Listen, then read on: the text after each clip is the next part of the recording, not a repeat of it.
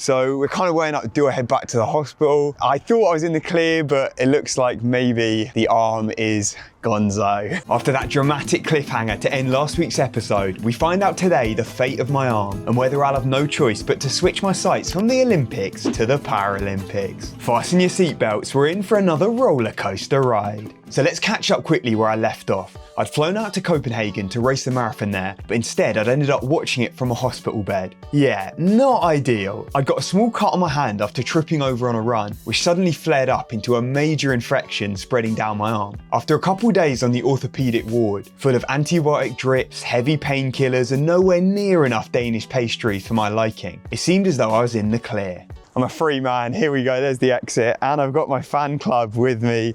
Right here. A few moments later. Psych, we're back.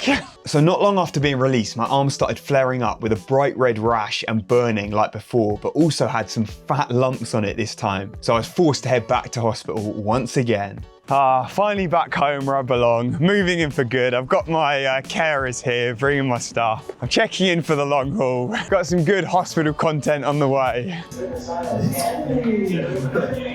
Fresh bedding.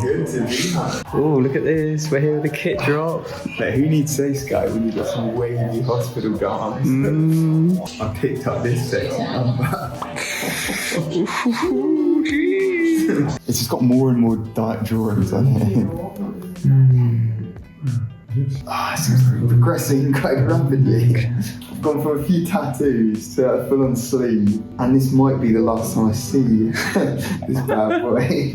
So the doc took one look, immediately shut down my planned flight back to Japan the next day, and booked me in for surgery that evening to see what was going on inside my arm. Now, I'm no stranger to surgeries, so this was just another battle scar to add to my collection, and the contents of that juicy pus wound were sent to a lab for analysis. So I got to enjoy my luxurious hospital suite for a few more days as the symptoms started to slowly clear up until I was eventually let out. Again. So I finally ended up getting released from the hospital for good. I had some blood tests yesterday. Apparently the infection level was going down. I was given these antibiotic tablets. I forget now what I've even filmed because I feel like I've been in and out of that hospital about 5 or 6 times now. But they literally just called me up now and said that they've got the results back from the labs, whatever. They've been analysing the infection, and it's actually something completely different because every day I've been having flare-ups like, oh fuck, around this time it just gets really red, like swollen, like nodules all along. And it's because the antibiotic tablets I've been given aren't actually targeting this infection. I must have some like rare Japanese strain. So I've got to go back now again, round 10 or whatever it is, for another round of antibiotics. Hopefully I can still fly tomorrow because I'd really like to just get out of Copenhagen now. I think I'm done with it at this point. I'm sick of the hospitals here. Get me back to Tokyo ASAP. But I got to savour that hospital experience for another 6 hours as I waited to be seen by anyone before the doctor supplied me with new meds, gave me flying permission, and sent me on my way. Right, I'm still not convinced that this actually is the last time, but I'm leaving the hospital once again. It actually did turn out I had some rare strand of infection that they rarely ever see. So I think I've basically just got very unlucky to get hit by this, but I've got to take these new antibiotics that they've given on top of the old ones. And then I've got to get an ultrasound as soon as I arrive in Japan, because apparently this rare infection can cause like abscesses throughout the body if it spreads. I mean, I'm definitely feeling better each day, so I reckon I'm heading in the right direction. But geez, I mean, all of that from a tiny little cut, just tripping over on a run. So annoying to think that's what put me out. Like the longest break I've had since starting running properly 3 years ago. I've never missed a complete week of training. Like if you'd ask anyone what would have been the cause, like running 280k weeks, the triple days, the ultra marathons, the back-to-back racing. No, it was none of that. It was me tripping over on a run and cutting my hand. Absolute joke. Now you'll want to stay till the end of the video to find out what happens next in this comeback story. Now before the hospital could drag me back again, I made a final break for freedom. Cool, I'm at the airport, I'm finally escaping Copenhagen. A week delayed, but geez, get me out of this living hell. The city actually looked so nice from the small amount I saw. I toured the local hospitals, I've got a great idea of them, but outside of that, yeah, I didn't exactly see much. Definitely need to return at some point, but now now I've got an even bigger mission on the cards, a 33-hour flight back to Tokyo. I'm going via Bangkok, got a 16-hour layover there, so a mini trip in itself. I'll bring you guys along for the adventure. So I've gone from marathon monk to travel vlogger in the space of a week. Hey beautiful people, so today I'm gonna be traveling to the depths of Thailand to find myself. I cannot wait for this spiritual awakening. Successfully made it to Thailand. The first leg of the journey is complete. I'm absolutely knackered though. It's like 6 a.m. Thai time, but for me feels like past midnight. Didn't manage to sleep at all at the plane, so what I'm gonna do is try and find somewhere to crash, like near the airport, get a little power nap in, and then head out to explore. I've just seen something that's got my name written all over it. Sleeping box in Thai airport. Look at this. That sounds perfect. Probably the cheapest option. That's all I need, a little coffin to sleep in. That should do the trick. Unfortunately, the capsules didn't open till later, so I've had to splash out on this absolute monster of a room. Let's get that power nap in, and then I'll see you on the streets of Bangkok. All right, I'm feeling refreshed, good to go. I grabbed the train from the airport. I've headed out basically just for a little explore. A few moments later. No, this is an absolute joke. Look how much I'm sweating. Jesus Christ. I'm sweating more just walking around than I would on a run. This is absolutely ridiculous. I'm not conditioned to this. Right, this wasn't the best idea. I'm starting to get some red patches along my arm. It looks like it's flaring up a tiny bit. I think it's just that heat stress. Basically, my body's gone into survival mode. Just trying to fight off the heat is just another element. That bacteria is loving the hot, humid conditions. So I'm thinking I might just have to head back to the airport. I managed to make it back to the airport. My arm was looking a lot better already. I think that was just a step too far, trying to venture out into the real world. I've been trapped in a hospital for over a week, so this is big steps for me. I found this dead cheap market here, so I've just picked up a load of random stuff. We've gone for some local classics, mango sticky rice, got some roasted duck and noodles, and then some little Thai dumpling things. Okay, let's go for a bit of this roasted duck. Oh yeah. Dark noodles, very strong. For the last 2 weeks, my diet has been strictly Danish pastries. So I'm switching it back up, going back to the Asian style. Because usually when I'm in Japan, it's just rice or noodles with every meal. It was a nice little detour in Denmark, but I think if I ate that way the whole time, I'd be an absolute unit. You'd see me coming in 100 kg on that start line. I think the Asian cuisine is probably better for me. In Japan, fruit costs so much. So basically I can only eat bananas and apples. Everything else is dead cheap, but for some reason fruit's insane, so I've got to make the most of it while I'm here. Piece of that good mango. Feeling better now. I've escaped the heat, my arm's healing up, got some food in me. I thought we could have another turn because I've obviously got to make the next leg of this flight. I've survived half of it, but I've still got to get back to Japan before I'm fully safe. And then I can go to the doctor, get this ultrasound and checked up. Now, if you've made it this far through the video and you're enjoying it, then over 50% of you haven't subscribed yet. So join the Ran to Japan army to see how this saga unfolds. Now back to the video, because rumor has it there's a marathon monk on the loose.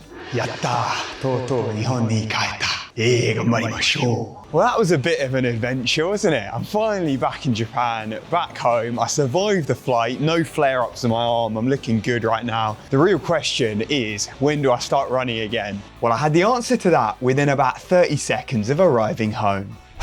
Oh geez, the first run back in 10 days. I don't know if I even remember how to run, but this is gonna feel weird. This is a proper test. Probably go for, I don't know, a few K, 5K maybe. Just see how it feels. Any redness or pain, then I'm gonna stop. I know right now there's people frantically typing in the comments, you shouldn't be running. Stop, man. Don't worry, it's all under control. Now this run was also an opportunity to finally bring out my fresh new Seiskai gear on the roads. I've been rocking it in the hospital because it is so multi-versatile that whether you're on death's bed about to lose an arm or pounding those pavements, you can look fresh regardless. And so with Seiskai supporting that Copenhagen marathon build, I didn't unfortunately get to run the marathon in the end, but luckily still came out with a banger vid. In fact, the drama probably added to the views there. So I'd say it was worth the near-death experience for the sake of my YouTube. And thanks to Seiskai for supporting me through that. I had loads of comments in the last video when I was showing off the new hoodie, jacket and stuff. People saying that they'd actually gone on the Seiskai website and bought that with my discount code. So you can get 15% off with RTJ15. So if you fancy any of this fresh new gear, then have a look on their website. They've just had a new summer drop that's looking very tasty. So I'll be trying to get my hands on that. But now back to the run. How am I looking? God, I can't describe how weird it feels running now. I think partly I'm jet lagged, tired. I've just come off a 33-hour flight, so my body's feeling a little off anyway. And you know what? I'm breathing a little already. What's this? Sort of 520 pace. Pushing it a bit too much, but we'll ease back. The heart rate's creeping dangerously high. But fear not, I made it over to the sacred grounds of Yogi and normality was finally restored. So now I can officially say, I'm home. We made it. God, I can't explain how tight my hips, glute, groin, everything, just lower legs is killing. It's the risk of an injury now. Having all that time off just completely deconditions me. My marathon monk protective blanket is gone now. I'm fragile, I'm weak. I'm vulnerable to attack from those pavements. There's definitely some work to be done on the thunder thighs. Got to toughen those bad boys up. So I put them to work and powered through the rest of this run. 5k complete, the king has returned. Coming for my Strava leaderboard crown. I've taken a little absence, but don't you worry, I'll be back on top very soon. So the training load's increasing. That means my fueling has got to be on point. And right now, it's sweet treat time. So we've got a mad combo here. They've basically combined all the viral trends. We've got matcha, almond, chocolate croissant. Let's see if it works. It's from a place called Boulogne. It's a fancy establishment. For Japan standards, pretty expensive. This was about £3. First impressions, let's go.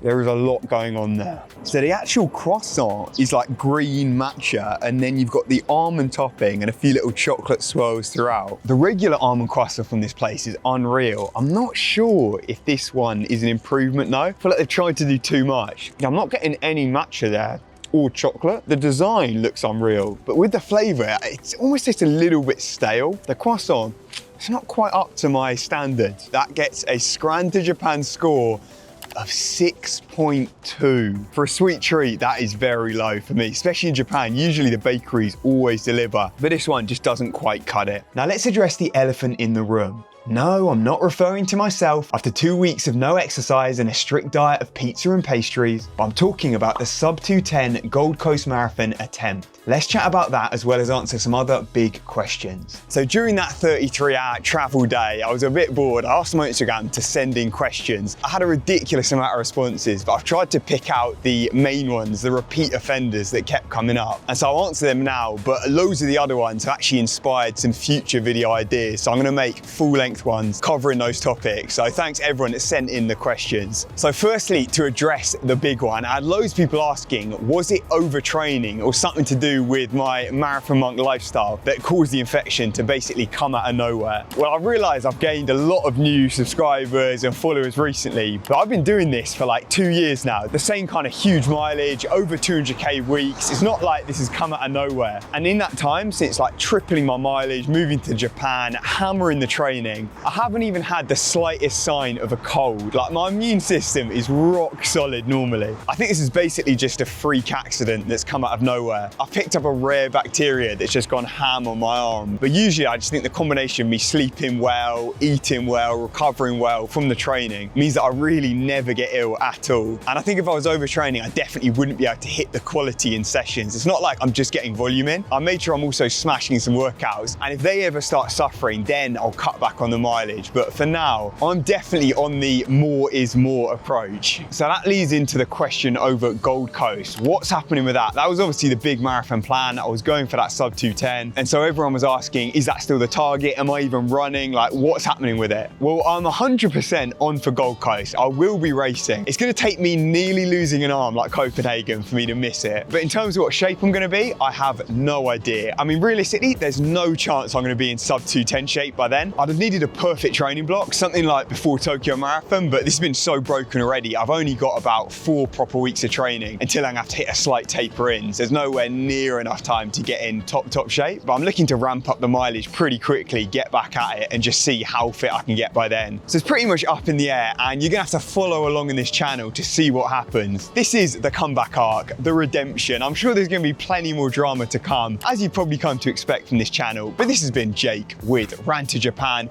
I'll see you in the next one. Remember, train harder, not smarter.